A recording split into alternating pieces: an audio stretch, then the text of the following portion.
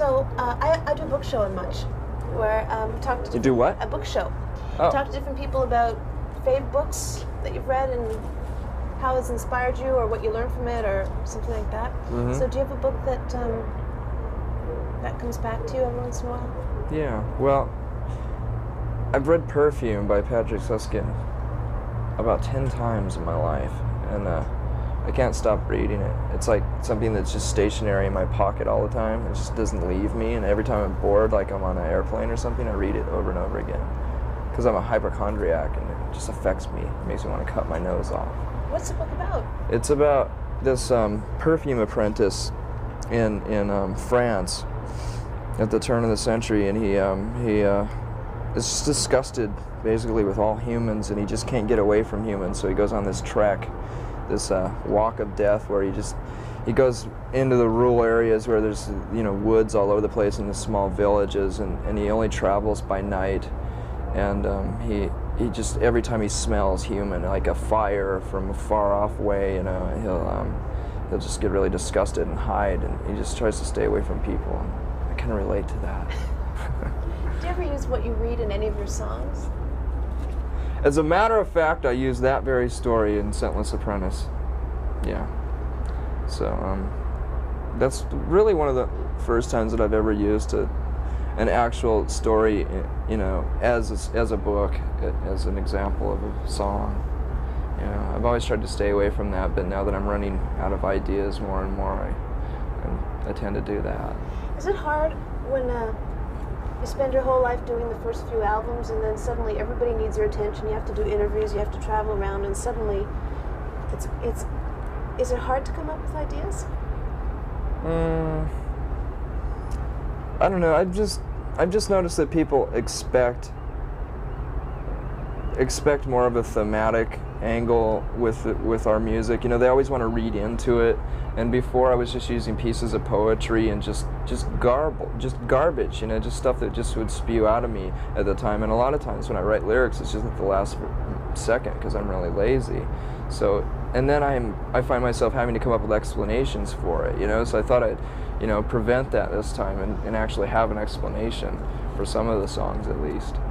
There's a lot of baby references in all the songs. I didn't think there would be, but you have like wombs, babies, baby's breath, baby throw up, baby throw up? Baby, there's baby everywhere. Lying. This is obviously have become a huge part of your life.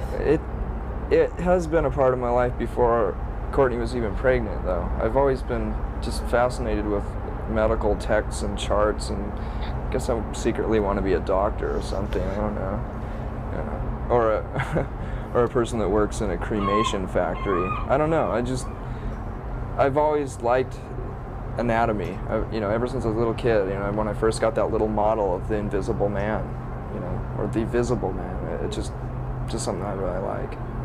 And since I've become a big rock star and made a bunch of money, I found this place in the Mall of America in Minneapolis that sells nothing but medical stuff. It's a medical supply store that they've offered to the public. It's really great. I bought all these fetuses and anatomy men and charts and stuff, and it was like a dream come true.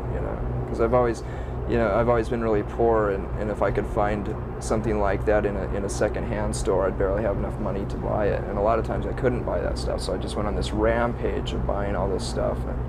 And I think I've overused it, for like pictures for the album, and I don't know. I just went overboard on it. The old saying that you can't buy happiness. You think that's true? Well, yeah, you can't buy happiness. I mean, that made me happy for a little while. But, I mean, I was just probably almost just as happy with, I don't know, I look back on going to secondhand stores and stuff like that and finding a little treasure like that.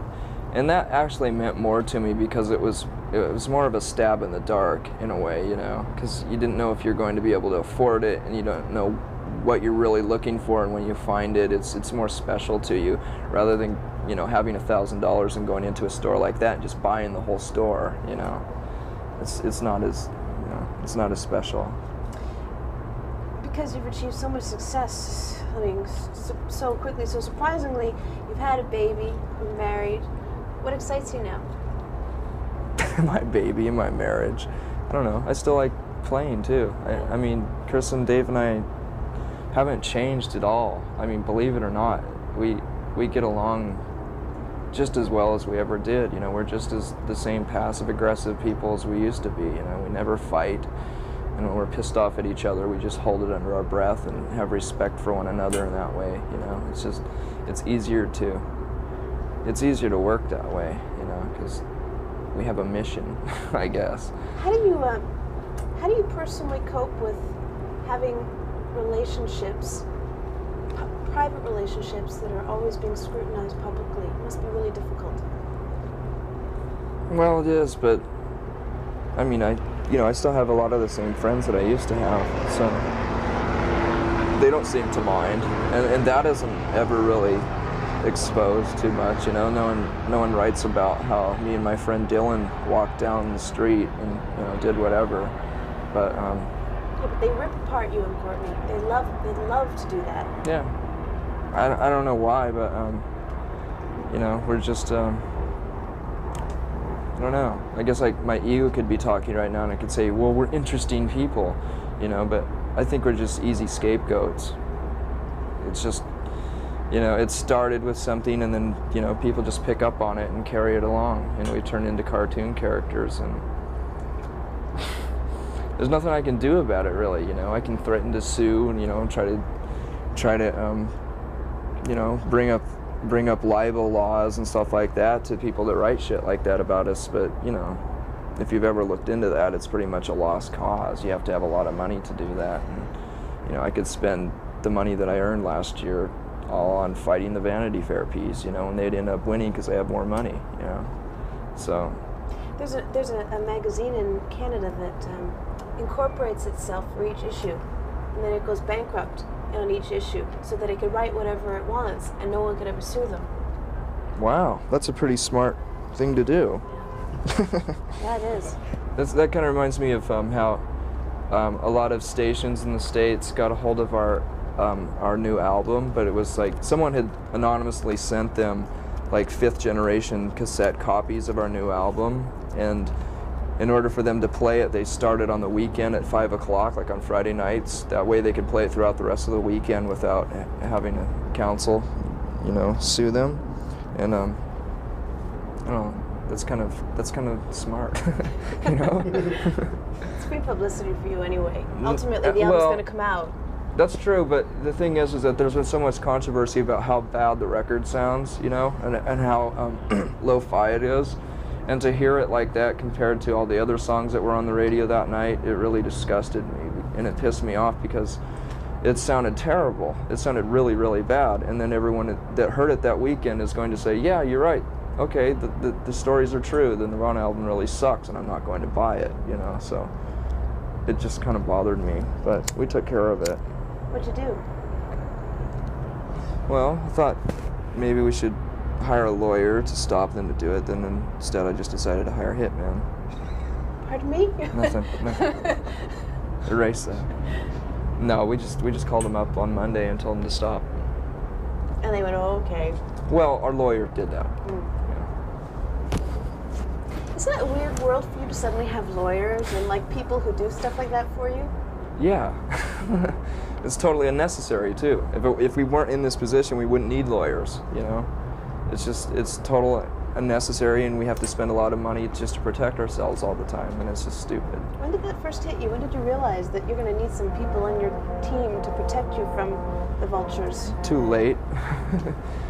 Much after the fact, after we'd already been damaged to a point where it, almost didn't do any good, But, I don't know, it was just a weird realization one day, Wow, I have to, and I can see how like rock and roll stars will all of a sudden, will almost compromise their music to make sure that they sell the same amount of records next year because they've spent all their money on lawyers and protecting themselves last year, But I mean, we obviously haven't done that. I mean, I don't know, maybe you might not have noticed, but the record isn't as commercial as the last one, so we could never bring ourselves to do that, you know. I'd rather just laugh about it, and I don't know. I was talking to Amy Mann, a girl from Till Tuesday.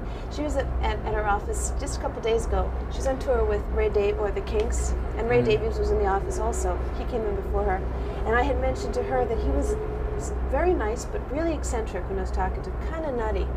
And she said, well, you know, there's a lot of people who have been around the record business for those many years, and most of them are kind of nutty.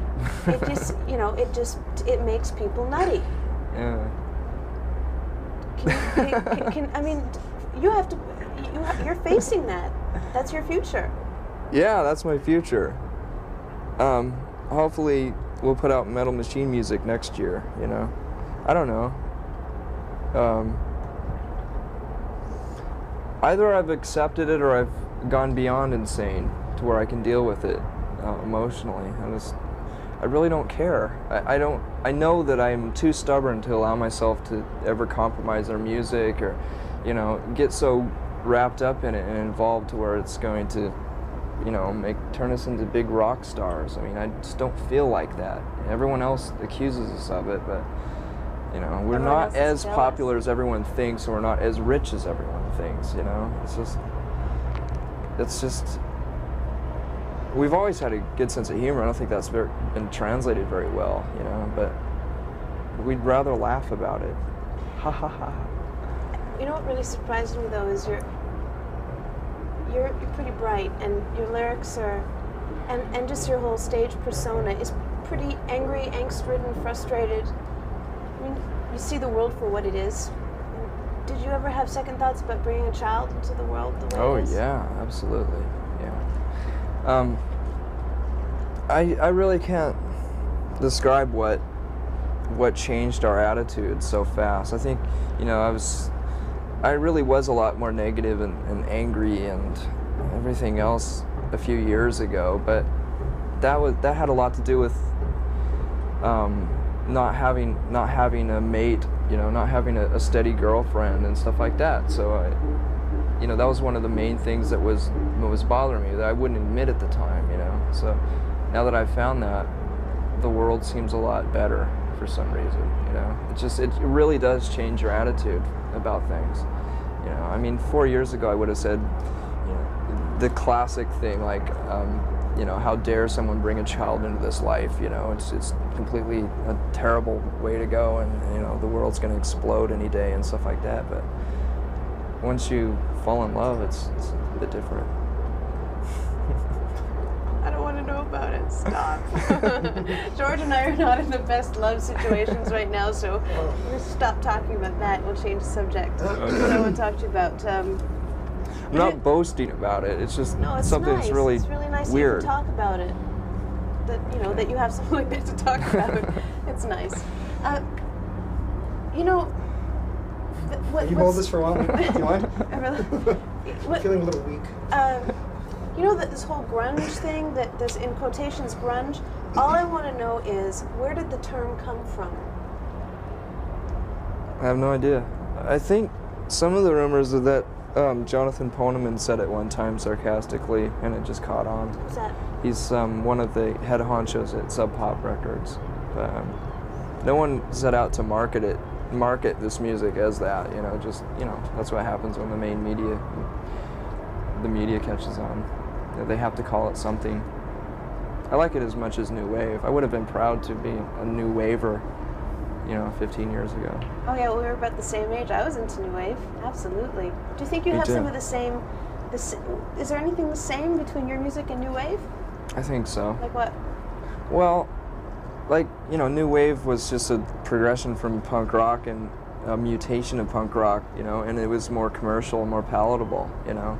It had, you know, punk rock roots, and it was easier to swallow for the media and middle America and the middle of the world, and it's just, you know, that's what I kind of think about our music. Are you worried about a Nirvana backlash? Hasn't that already been over with? Hasn't that already happened? I don't know. Sure. No. I don't know. Okay. What is it I want to talk to you about? But we're getting more new wave as the days go by. I think we're going to reinvent new wave and bring back breakdancing. I'd really like to bring back new wave and breakdancing, you know, meld it to something. I don't know. That's what our new music is sounding like. We're using a lot more effects boxes, and we haven't resorted to skinny ties, but we're gonna. I think our music's. You know, this album's like the closing of the chapter of the formula we've been using. You know, it's like grunge is really kind of boring for us. You know, it's something we can't deny, and we're not gonna stop playing the old songs live. Whoops, and but you know. Our tastes are just changing so rapidly that we're really experimenting with a lot of stuff, and it might get too indulgent and be really embarrassing for the next album, but we can't put out another album, and this is just like the last chapter of 3-chord grunge music for us. And it was an easy thing to do and a safe thing to do because we knew it's still popular, you know, but we had to get it out of our systems. How come you are so nice, and you seem so comfortable with yourself? Something must have really happened in the last couple of years. Is it just falling in love?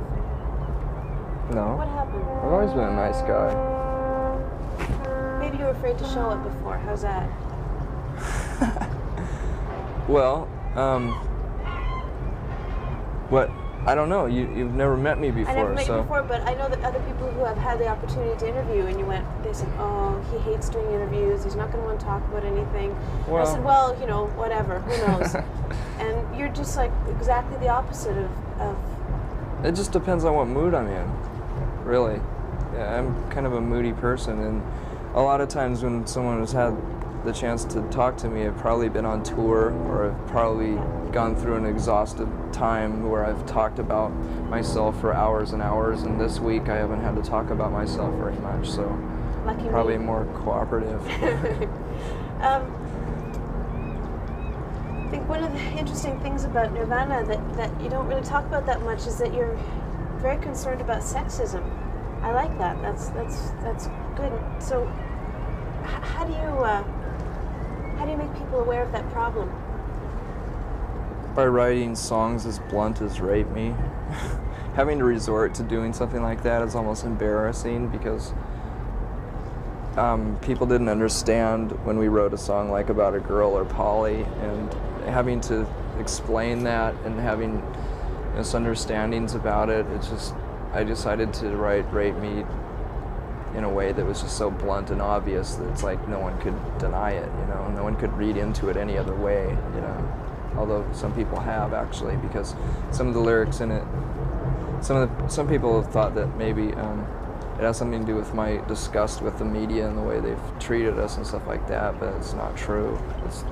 That's not what the song's about at all. It's just my way of, in a sarcastic way almost, of like just saying how obvious do we have to be, you know.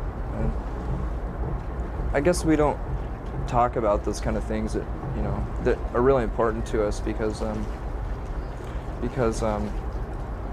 don't want to be thought of as like nothing more than a PC band, you know. I mean, we're entertainers. You know, that's what music is, and so it's really hard to, you know, step over the lines, you know. It's that you have so much power because that camera's on you.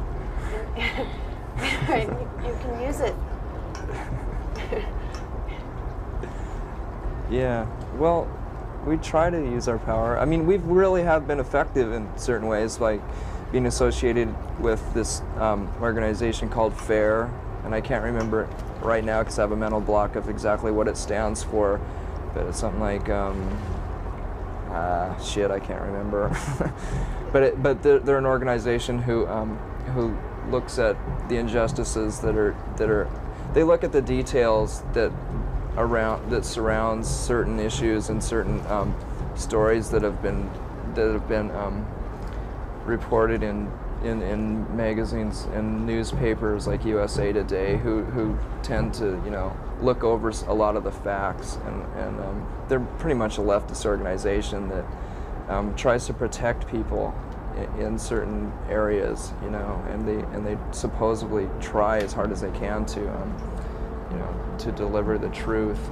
And so, you know, we've done benefits like that for like No on 9 benefits to try to stop Portland's anti-gay laws that they were trying to pass, and we did a Bosnian benefit and stuff like that. And you know, it doesn't seem like much, but you know, we raised like $50,000 for the Bosnian rape victims, you know, and that's a lot more than we could have done griping about it and talking about it in interviews and like maybe putting out a fanzine. You know, there's nothing wrong with doing stuff like that, but you know, we're using the tools that we have, you know, and we're being effective as much as we can. But we still don't want to be too political at the same time, you know, because it's just kind of embarrassing to do that. Or, you know, you get a lot of ridicule for it. Yeah, but you're doing what you believe in, and that's the most important thing. Well, it's hard not to, you know. I mean, if you're put in this position, what are you going to do? You become a Republican or something? You know? Just to protect what you've earned, big deal. We're doing Sorry, I have to change tape. Okay, I'm going to ask a couple more questions and then let you free. Okay. I am rolling. Okay. Is it all right to smoke on Canadian television? It's too late now. You're already out of sure. Do what you want. I've only had we're doing 3. a special on the Replacements, and I was just wondering if they had at all any influence on you as a songwriter or on the music you make. I kind of wish they did, because there's so many comparisons to us, you know. I have to be honest, I really didn't like the Replacements when I was into punk rock music. I listened to them, and I mean, I liked the sound of it, and I don't know if that, I think my appreciation for R.E.M. and the Beatles and stuff like that had more to do with it, because I really wasn't aware of Soul Asylum and the Replacements and those bands. I mean, I knew about them, and I actually saw them live and stuff, and I just didn't get it. I didn't like it that much.